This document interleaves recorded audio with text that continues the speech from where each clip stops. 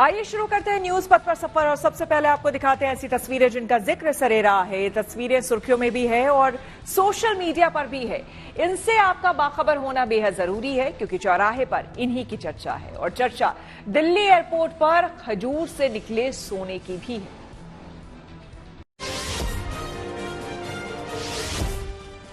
श्री कृष्ण की नगरी मथुरा में होली के रंग नजर आने लगे हैं। यहाँ बरसाना में राधा रानी और श्री कृष्ण के प्रेम के प्रतीक लठमार होली की प्रथम चौपाई धूमधाम से निकाली गई। अबीर गुलाल की बारिश के बीच श्रद्धालु श्री कृष्ण और राधा रानी की भक्ति में मगन नजर आए। गुलाल से सराबोर गोस्वामी समाज के लोग नाचते गाते लाडली जी मंदिर से रंगेश्वर महादेव मंदिर पहुँचे।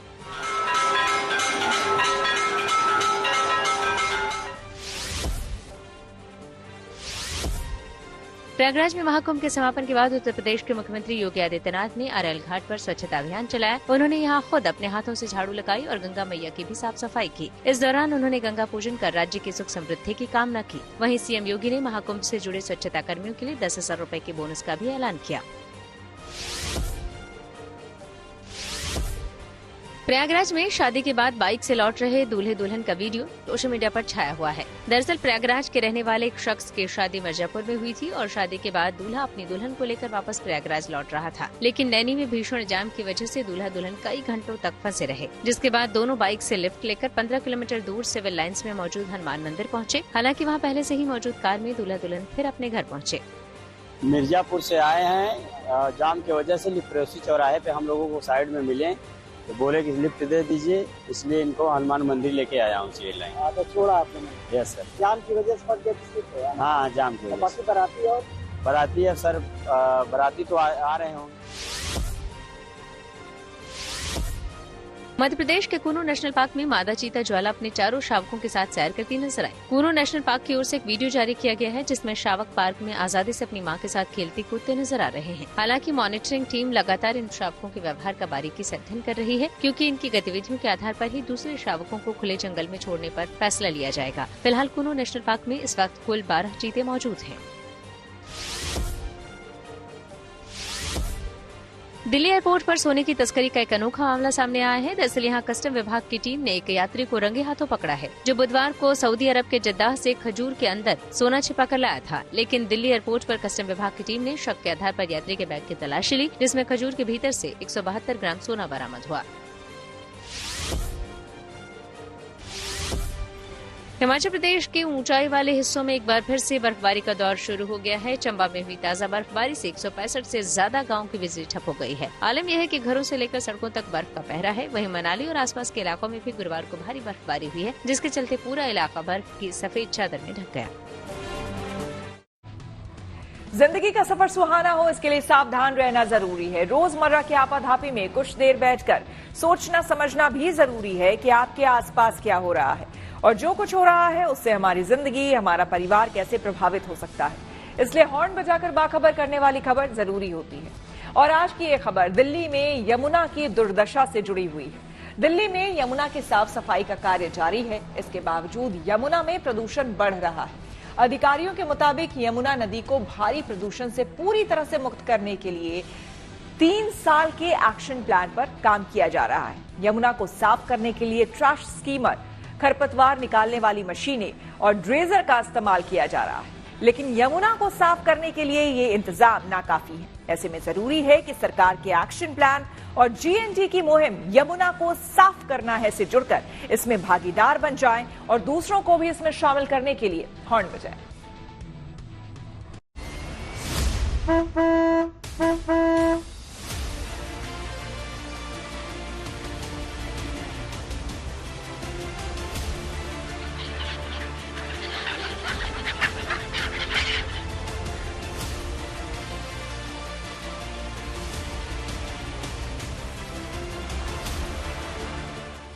ये जग जाहिर है कि राजधानी दिल्ली में यमुना की सेहत ठीक नहीं है।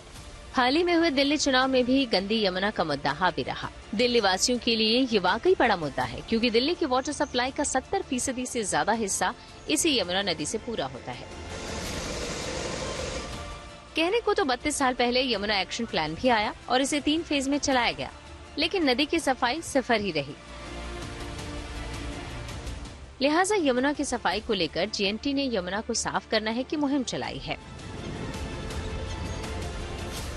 किसी भी नदी को साफ रखने में उस शहर की एसटीपी का बहुत बड़ा योगदान होता है। दिल्ली में यमुना की सफाई के लिए यमुना में मशीनें उतार दी गई हैं, लेकिन क्या ये मशीनें काफी हैं यमुना को साफ करने के लिए? जवाब है नहीं।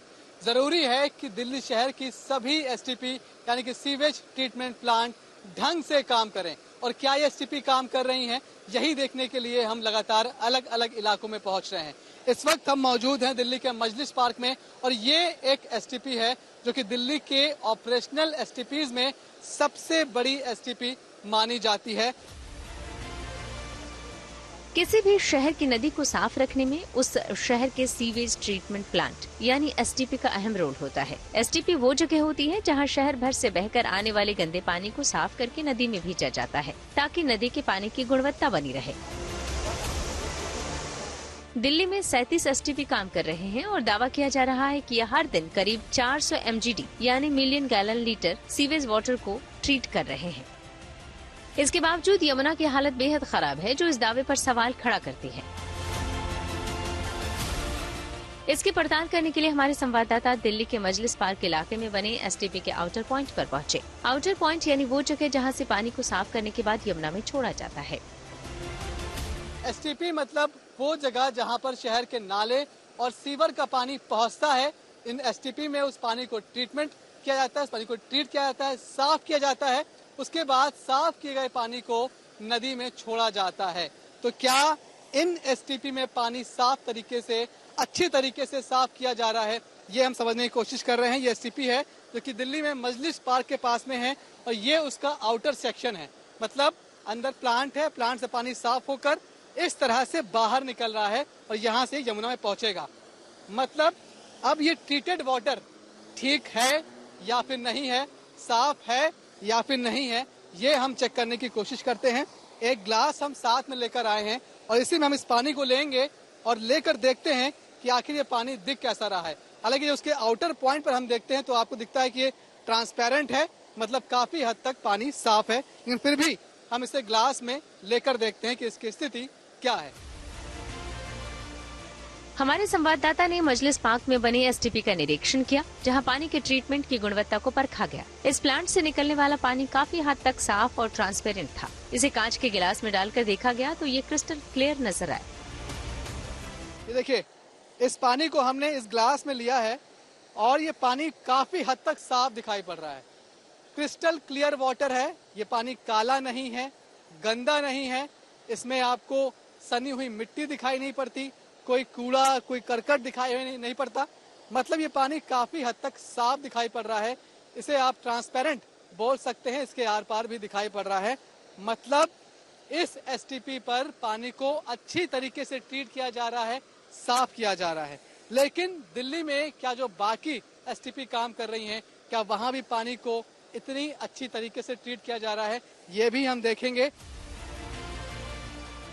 जीएनटी संवाददाता ने दिखाया कि मजलिस पार्क इलाके के एसटीपी से निकला पानी बेहद साफ है। इसे तस्दीक करने के लिए हमारे संवाददाता ने एक पर्यावरणविद को भी अपने साथ लिया, जिससे ये पता चल सके कि पानी की गुणवत्ता कितनी है। ये पानी कितना क्रिस्टल क्लियर है, कितना साफ है, ये तस्वीरें आपको दिखाई पड़ रही हैं। ये एसटीपी का ट्रीटेड वाटर है। यहीं पर आप देखिए, इस पानी में बहुत सारे जानवर भी हैं जो कि नहा रहे हैं, इस पानी को वो पी भी रहे हैं। तो मेरे साथ अतुल हैं जो कि एनवायरमेंटल एक्सपर्ट हैं और अतुल ने दिल्ली की 37 ऑपरेशनल एसटीपीज में से लगभग 25 से 30 एसटीपीज का निरीक्षण किया है। तो अतुल, ये पानी हमने देखा काफी क्रिस्टल क्लियर है और जानवर भी यहाँ पर नहा रहे हैं। इस पानी से इन जानवर को कोई नुकसान तो नहीं? जी नहीं, देखिए जो ऑपरेशनल एसटीपीज हैं दिल्ली में 37 में से ये सबसे बड़ी और सबसे बेहतर काम करने वाली एसटीपी है। इसके जो ऑपरेटर हैं वो L&T पासवान एंड कंस्ट्रक्शन है। 70 MGD की ये एसटीपी है। जो सीपीसीबी की गाइडलाइंस हैं कि जो भी एसटीपीज हैं अक्रॉस इंडिया वो 10 BOD 10 TSS पे काम करेंगी, यानी 10 mg पर लीटर बायोलॉजिकल ऑक्सीजन डिमांड होगा और 10 mg पर लीटर उसका टोटल सस्पेंडेड सॉलिड होगा। अगर हम इस पानी की बात करें तो इसका जो BOD है वो फिलहाल 6 है और जो TSS है वो 8 है, यानी कि ये प्रॉपर गाइडलाइंस के हिसाब से काम कर रहे हैं, जिसकी वजह से आप देखेंगे कि पानी कितना ज्यादा साफ है।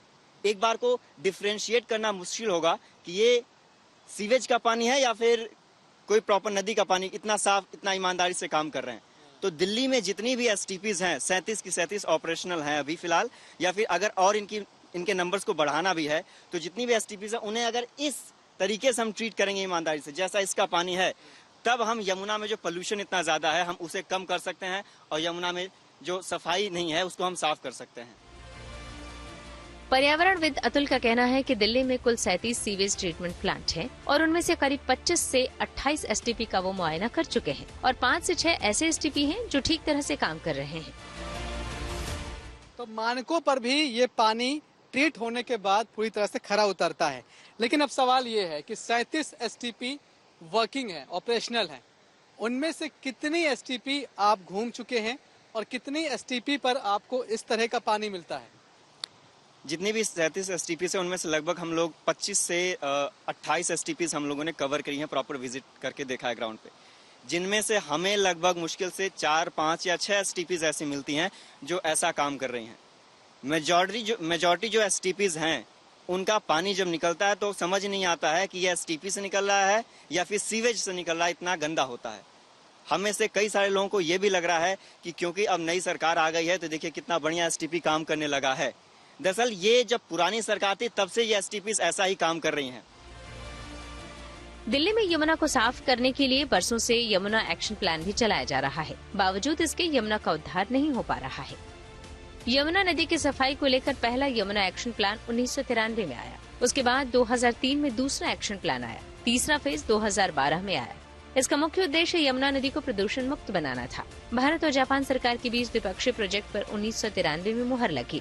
जापान सरकार ने Japan bank for international cooperation के जरिए इस प्रोजेक्ट को पूरा करने के लिए वित्तीय सहायता दी, जिसे राष्ट्रीय नदी संरक्षण निदेशालय, पर्यावरण एवं वन मंत्रालय और भारत सरकार की देखरेख में चलाया जा रहा है। सवाल है कि जब यमुना को साफ करने के लिए पिछले 32 वर्षों से एक्शन प्लान चलाया जा रहा है तो इसे साफ करने में क्या मुश्किलें आ रही हैं? तो सबसे बड़ी मुश्किल ये है कि दिल्ली, नोएडा और दूसरे शहरों का सीवेज बिना ट्रीटमेंट के नदी में गिरता है। इसके अलावा केमिकल फैक्ट्रियों से भारी मात्रा में जहरीला कचरा यमुना में छोड़ा जाता है और नदी के किनारे पर बेतरतीब निर्माण और कूड़ा डंपिंग से भी प्रदूषण बढ़ा है। वहीं यमुना में गिरने वाले 22 बड़े नालों का ट्रीटमेंट सही तरीके से नहीं हो रहा है। सरकारें और स्थानीय एजेंसियां मिलकर प्रभावी काम नहीं कर पा रही हैं और लोग नदी में पूजा सामग्री, प्लास्टिक और कचरा डालते रहते हैं। यही वजह है कि बारिश के अलावा साल भर नदी में साफ पानी का प्रवाह नहीं रहता है। ऐसे में सवाल है कि अगर सरकार को यमुना को साफ करना है तो सिर्फ नदियों की सफाई ही नहीं बल्कि इन सीवेज ट्रीटमेंट प्लांट की भी सख्त निगरानी करनी होगी। गलत आंकड़ों और लापरवाही से अगर गंदा पानी ही यमुना में मिलता रहेगा तो कोई भी योजना कारगर साबित नहीं होगी। जाहिर है अगर यमुना को साफ करना है तो एक लंबा सफर तय करना होगा और अगर यमुना साफ हो जाती है तो दिल्ली वालों को पीने के लिए साफ सुथरा पानी मिलने लगेगा। ऐसे में जरूरी है कि सरकार के एक्शन प्लान और JNT की मुहिम यमुना को साफ करना है से जुड़कर इसमें भागीदार बन जाए और दूसरों को भी इसमें शामिल करने के लिए हॉर्न बजाएं।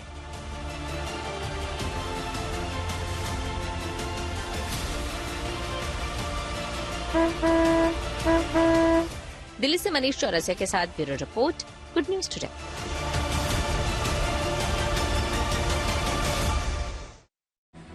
भोपाल गैस त्रासदी के जहरीले कचरे को जलाने की प्रक्रिया शुरू। आइए सीधे आपको लिए चलते हैं न्यूज एक्सप्रेसवे पर, जहां देश भर की कुछ और जरूरी खबरें कर रही हैं आपका इंतजार। गुरुवार को केंद्रीय कैबिनेट ने वक्फ संशोधन विधेयक को मंजूरी दे दी है। खबर है कि जेपीसी की रिपोर्ट के आधार पर इस विधेयक को हरी झंडी दी गई है। दरअसल वक्फ बिल को पिछले साल अगस्त में पेश किया गया था, लेकिन विपक्ष के विरोध के बाद इसे संसदीय समिति के पास भेजा गया था और फिर कुछ संशोधनों के बाद जगदम्बिका पाल की अगुवाई वाली समिति ने सरकार को रिपोर्ट सौंपी थी। बिहार के सीएम नीतीश कुमार ने कैबिनेट विस्तार के बाद मंत्रियों के विभागों का बंटवारा कर दिया, जिसमें बीजेपी कोटे के 7 नए मंत्रियों को विभाग आवंटित किए गए हैं, जबकि कई पुराने मंत्रियों के विभागों में फेरबदल किया गया है। डिप्टी सीएम विजय सिन्हा से पथ निर्माण विभाग लेकर नितिन नवीन को दे दिया गया। वहीं मंगल पांडे का कृषि विभाग डिप्टी सीएम विजय सिन्हा के पास है।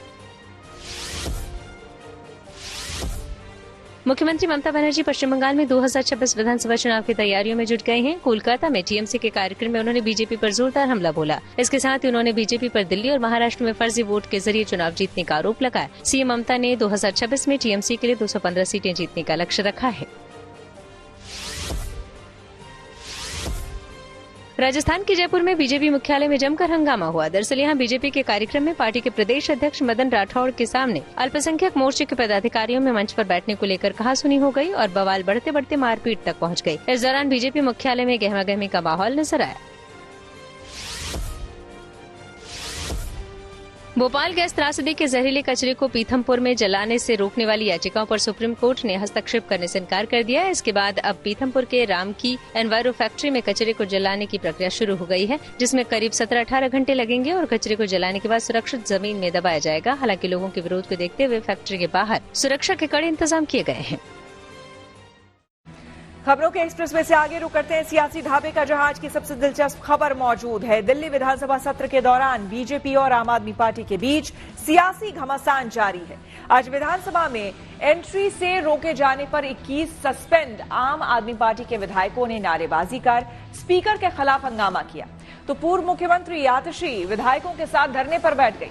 वहीं बीजेपी विधायक नीलम पहलवान ने नजफगढ़ का नाम बदलकर नाहरगढ़, तो विधानसभा के डिप्टी स्पीकर मोहन सिंह बिष्ट ने मुस्तफाबाद का नाम बदलकर शिव विहार करने की मांग की। तो इस पर आम आदमी पार्टी ने तंज कसते हुए कहा कि बीजेपी जनता से किए वायदों से ध्यान भटकाने की कोशिश कर रही है।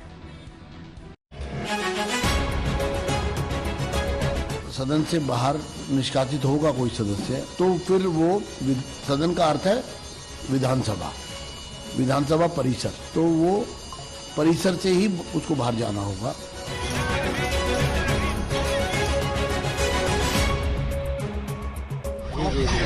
विधानसभा में एंट्री से कैसे रोक सकते? सर जो अंदर किससे ऑर्डर आया? ये स्पीकर साहब की तरफ से।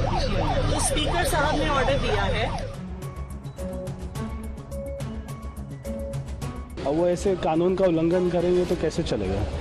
उनका कहना है कि सिर्फ नारे लगाए थे जय भीम के और उस वजह से एंट्री नहीं दी जा रही है। नहीं, वो एलजी ऑफिस में नहीं, जब वो एलजी का अभिभाषण चल रहा था तब नहीं लगा सकते। वक्त का पहिया पूरा घूम चुका है। जो हाल अब आम आदमी पार्टी के विधायकों का है, वही हाल पहले बीजेपी के विधायकों का हुआ करता था। सदन से निलंबित 21 आम आदमी पार्टी के विधायकों को आज विधानसभा परिसर में घुसने तक नहीं दिया गया। इससे नाराज दिल्ली के पूर्व मुख्यमंत्री और नेता विपक्ष आतिशी पुलिस वालों से भिड़ गए। बाकी विधायक उनके साथ नारेबाजी करते रहे।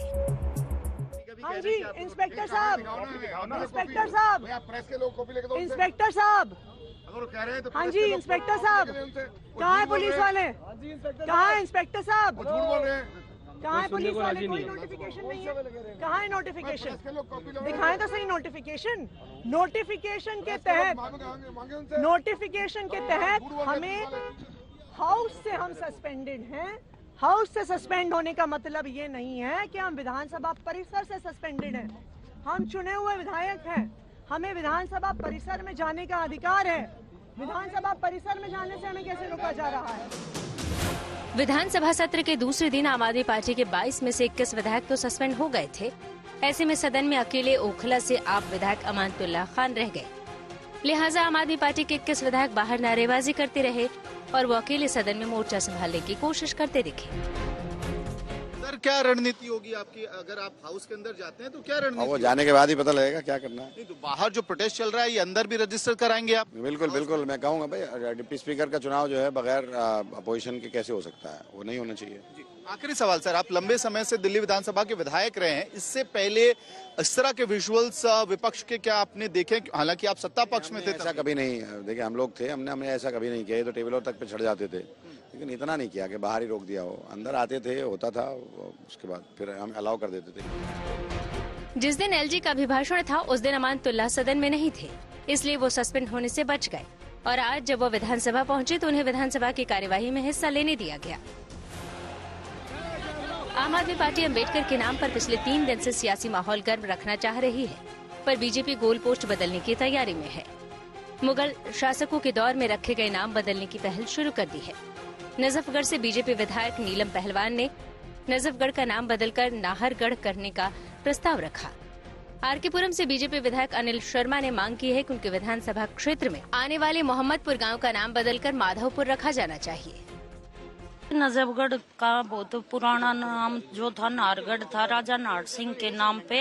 उन्होंने 1857 की क्रांति में बड़ी लड़ाई लड़ी और उनकी लड़ाई के उनके त्याग के नाम पर मैंने अपने नजफगढ़ का नाम नारगढ़ रखने की अपील की है। आम आदमी पार्टी बार बार ये कहती है कि बीजेपी बस नाम बदलने का काम कर रहा है, कुछ काम नहीं बोलने दे, उनके कहे तो क्या वो है। वहाँ की विधायिका है नीलम बहन, उन्होंने जब रखा है तो दिल्ली उनकी जनता की डिमांड होगी, उनकी विधानसभा के लोगों की ये मांग होगी, इसलिए उन्होंने ये विषय रखा है। तो इसलिए मैंने जो उन्होंने विषय रखा है मैं उनका समर्थन करता हूँ नीलम बहन का। बीजेपी विधायक मोहन बिष्ट पहले ही मांग कर चुके हैं कि मुस्तफाबाद का नाम बदलकर शिव विहार कर दिया जाए।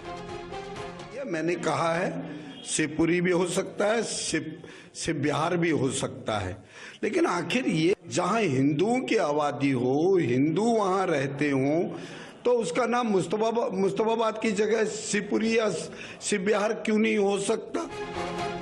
आम आदमी पार्टी का कहना है कि ये नाम बदलने की चाल अब नहीं चलेगी। बीजेपी सिर्फ अपने वादों से ध्यान भटकाने की कोशिश कर रही है।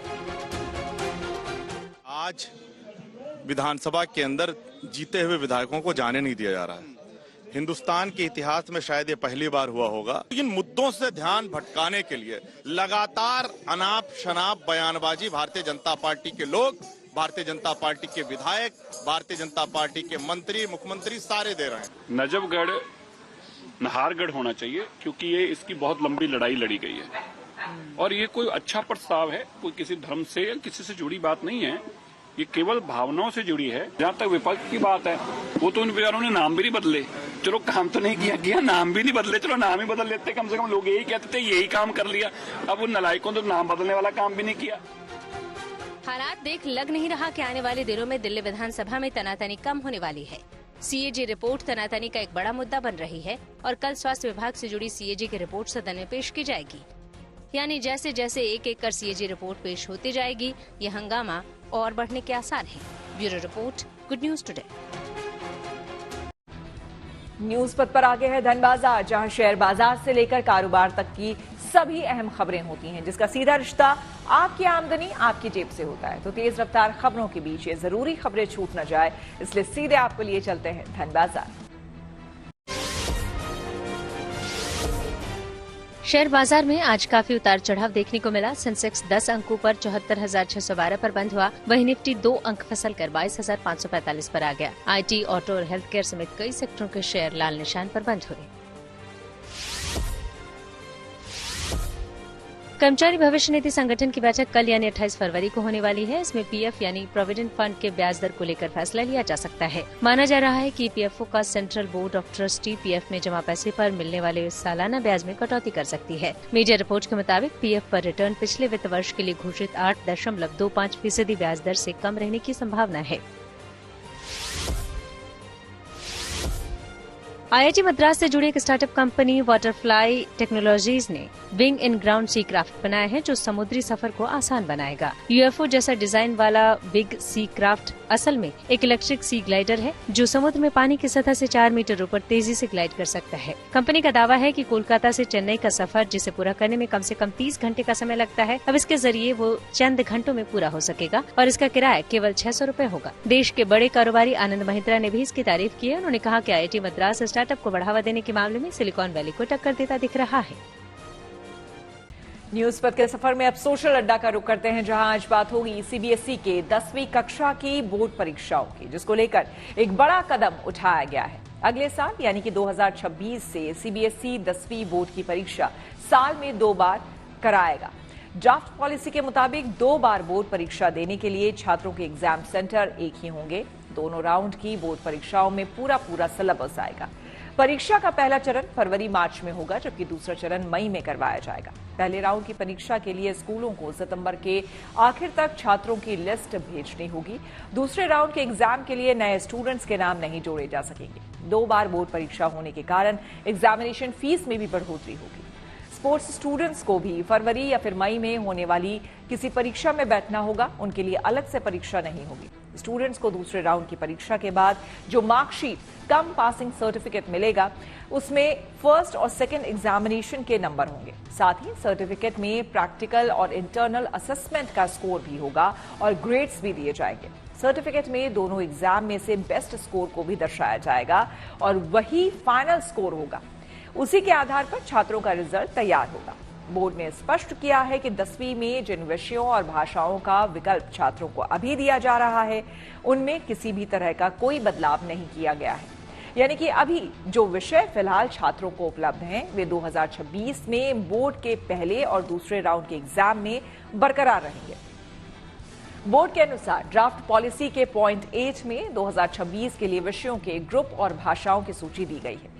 जो भाषाएं नहीं दी गई हैं और फिलहाल ऑफर की जाती हैं, वे भी 2026 के बोर्ड एग्जाम में होंगी। इनमें Punjabi, Russian, Nepali, Sindhi, Malayalam, Oriya, Asamiya, Kannada, Telugu, Arabic, Persian समेत तमाम भाषाएं शामिल हैं। ड्राफ्ट पॉलिसी में language 1 English, language 2 Hindi, elective subject 1 science, elective subject 2 mathematics और इलेक्टिव सब्जेक्ट 3 सोशल साइंस है। सीबीएसई बोर्ड में 10वीं के छात्र अनिवार्य रूप से 5 विषय लेते हैं। इनके अलावा रीजनल एंड फॉरेन लैंग्वेज के ग्रुप में तमाम तरह की भाषाओं का विकल्प है। इसके बाद एक और ग्रुप है जिसमें book keeping and accountancy, finance market, banking and insurance, IT, computer application समेत तमाम विषय हैं। इसके साथ ही दूसरे राज्यों में अगर कोई छात्र लैंग्वेज 2 के बदले कोई रीजनल लैंग्वेज चुनता है तो वह विकल्प भी है। जैसे बहुत से छात्र पंजाबी, तेलुगु, मलयालम, उर्दू या संस्कृत चुनते हैं। सीबीएसई ने ड्राफ्ट पॉलिसी पर 9 मार्च तक लोगों से सुझाव मांगे हैं। फिलहाल परीक्षा में होने जा रहे बदलाव को लेकर स्टूडेंट्स, टीचर और पेरेंट्स के मन में क्या है, ये जानने के लिए हमने कुछ लोगों से बात की और उनकी राय जानी। देखिए, एज अ पेरेंट मुझे लगता है कि इससे ओवरऑल बच्चे के ऊपर स्ट्रेस ज़्यादा बढ़ेगा, बच्चे के ऊपर भी और पेरेंट्स के ऊपर भी। और इस 2 अटेम्प्ट जो होंगे उससे इन्वॉल्वमेंट ओवरऑल बढ़ जाएगा। अभी क्या होता है, अभी फरवरी मार्च में बोर्ड के एक अटेम्प्ट खत्म हो जाता है और बच्चे और पेरेंट्स फ्री हो जाते हैं। लेकिन अभी जो आप बता रहे हैं ये 2 अटेम्प्ट होंगे, इससे ये जो पीरियड होगा ये 3 से 4 महीने तक कंटिन्यू होगा। उससे एक मतलब बच्चे के ऊपर स्ट्रेस का वो रहेगा, वो 3-4 महीने उसको प्रिपरेशन करना पड़ेगा उसका। और बच्चे की जो सिंसियरिटी है जो फर्स्ट अटेम्प्ट में होती है, आई डोंट थिंक वो सेकंड अटेम्प्ट में वो सिंसियरिटी रहेगी उसके अंदर। पहले जब एग्जाम्स थोड़ा लेट होते थे मार्च में, तो हमारे पास एक एक्सटेंडेड जनवरी फरवरी का टाइम रहता था जब हम प्रिपेयर कर ले। अब अगर फरवरी में पेपर रहेंगे तो दिसंबर तक हर टीचर चाहेगा, दिसंबर नवंबर तक, कि वो अपना सिलेबस कंप्लीट कर ले, जिससे एक बर्डन और बढ़ेगा कि हम जल्दी एग्जाम मतलब सिलेबस कंप्लीट करके, तो जिस बच्चे की एब्जॉर्प्शन पेस कम होता है उस पर भी बर्डन पड़ेगा कि मेरा छूट गया, मेरे फ्रेंड्स का ज्यादा हो गया। तो मेरे ओपिनियन में not only exam time but preparation के टाइम पे भी बर्डन ज्यादा बढ़ेगा। पेरेंट्स के लिए बहुत स्ट्रेसफुल है, बच्चे के लिए तो है ही है, क्योंकि एक टॉर्चर जैसा होता है फर्स्ट बोर्ड एग्जाम बच्चों के लिए, क्योंकि पहली बार दे रहे हैं 10th में, उसका एक्सपीरियंस नहीं है, उसके बाद वो 2 बार देना है। यानी कि पेरेंट्स सारे टाइम बच्चों को काउंसलिंग करते रहेंगे, उसके बाद खुद भी परेशान रहेंगे और बहुत सारे सैक्रिफाइसेस होते हैं बोर्ड्स एग्जाम में। पेरेंट्स भी कहीं घूमने नहीं जा सकते, टीवी नहीं देख सकते, कोई इवेंट अटेंड नहीं कर सकते, बच्चों के साथ भी स्ट्रेस में रहते हैं कि इन्हें बेस्ट मिले। मुझे लगता है कि बहुत ही टॉर्चरस हो जाएगा ये इतना लंबा इंतजार। बच्चे की सेहत के लिए भी खराब है, इवन पेरेंट्स भी फुल टाइम बिजी हो जाते हैं और बच्चे के दिमाग में जो है कि मेरा अभी बोर्ड एग्जाम है, वो सब उसको ना एक डर हो जाता है, क्योंकि वो फर्स्ट टाइम जितना अच्छा एग्जाम देगा वो शायद मुझे नहीं लग रहा कि वो सेकंड टाइम दे पाएगा उतना अच्छा एग्जाम। तो मेरे ख्याल से तो एक ही बार होना चाहिए, वही ज्यादा बेटर है बच्चे के लिए भी और पेरेंट्स के लिए भी। आइए अब रुक करते हैं प्रगति मार्ग का, जहां ऐसी खबरें हैं जो कि देश की तरक्की, प्रगति और लोगों की काबिलियत दिखाती है। आईआईटी कानपुर को अब ड्रोन हब बनाने की तैयारी चल रही है।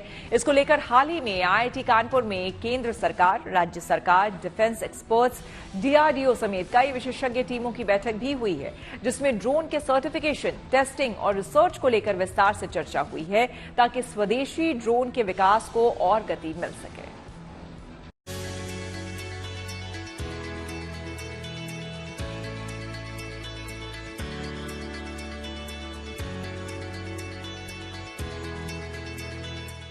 आईआईटी कानपुर अब ड्रोन तकनीक में सबसे बड़ी उड़ान भरने जा रहा है। इसे अब नेशनल ड्रोन हब बनाने की तैयारी चल रही है और इस दिशा में काम भी शुरू हो गया है। हाल ही में से लेकर आईआईटी कानपुर में केंद्र सरकार, राज्य सरकार, डीआरडीओ और डिफेंस की एक संयुक्त मीटिंग हुई, जिसमें ड्रोन्स की टेस्टिंग फैसिलिटीज से लेकर उसके सर्टिफिकेशन तक सभी आयामों पर चर्चा हुई। चर्चा इस बात पर भी हुई कि ड्रोन को किस तरह से और प्रभावशाली बनाया जा सकता है। देश में आवश्यकता है ड्रोन हब बनाने की, जिसमें कि सर्टिफिकेशन, टेस्टिंग, R&D सब कार्य ड्रोन से संबंधित हैं जो हो सकें। और चर्चा का एक विषय ये भी है कि ये IIT कानपुर में बनाया जा सके, क्योंकि हमारे पास जो बेसिक सुविधाएं हैं, जैसे एयर स्ट्रिप हमारी अपनी है, फ्लाइट लैब है हमारी, विंड टनल फैसिलिटी हमारी है, प्रोटोटाइपिंग फैसिलिटीज हमारे पास है, तो ये बेसिक सुविधाएं जो चाहिए होती हैं ड्रोन के लिए वो उपलब्ध है। ड्रोन तकनीक के मामले में IIT कानपुर पहले से ही आगे है, चाहे फार्मिंग सेक्टर हो या फिर आसमान में कृत्रिम बारिश करना हो। यहाँ तक कि डिफेंस के कई महत्वपूर्ण ड्रोन बनाने की दिशा में भी IIT कानपुर पहले ही महारत हासिल कर चुका है। यहाँ बनाए गए करीब 5 ड्रोन का इस्तेमाल डिफेंस सेक्टर में किया जा रहा है और ये ड्रोन काफी मददगार भी साबित हुए हैं। जरूरी सुविधाओं के लिहाज से भी IIT Kanpur national drone hub के लिए पहली पसंद है। ऐसे में अगर IIT Kanpur national drone hub बनता है तो स्वदेशी ड्रोन के विकास में ये एक अहम कड़ी साबित होगी। ज़्यादातर हमारे ड्रोन है वो बाहर से इंपोर्ट हो रहे हैं, उसकी सिस्टम, सब सिस्टम्स, कंपोनेंट्स भी कुछ अधिक मात्रा में बाहर से प्राप्त की जा रही है। तो उसमें trusted sources, reliability, standardization, certification, ये सब मुद्दे भी उठते हैं। तो आने वाले दिनों में हमें आत्मनिर्भरता जो डिफेंस सेक्टर में लानी है और डिफेंस के अलावा सिविलियन सेक्टर में भी जो लानी है ड्रोन्स में, क्योंकि ड्रोन्स का उपयोग सिर्फ डिफेंस के लिए नहीं होता है, सिविलियन यूजेस भी कई होते हैं। वहीं राज्य सरकार ने भी IIT कानपुर को ड्रोन हब बनाने में सभी प्रकार की मदद का भरोसा दिया। मुख्यमंत्री जी ने ये कहा है कि IIT कानपुर जो भी कार्य ड्रोन के एरिया में रिसर्च में करेगा, जो प्रदेश और देश के हित में होगा, उसमें उत्तर प्रदेश सरकार सहयोगी रहेगी। IIT कानपुर इनोवेशन का top most institution of the country है, तो इससे बेहतर जो है सहयोग कहीं किसी और इंस्टीट्यूशन से नहीं मिल सकता। IIT कानपुर के नेशनल ड्रोन हब बनने से न सिर्फ देश में ड्रोन तकनीक को बढ़ावा मिलेगा, बल्कि IIT और टेक्नोलॉजी से जुड़े छात्रों को भी अपनी प्रतिभा निखारने का मौका मिलेगा। Ranjay Singh, Kanpur, good news today. तो इसी के साथ न्यूज पथ में मेरे यानी कि श्वेता झा के साथ फिलहाल इतना ही। देश दुनिया की तमाम पॉजिटिव खबरों के लिए आप देखते रहिए गुड न्यूज टुडे।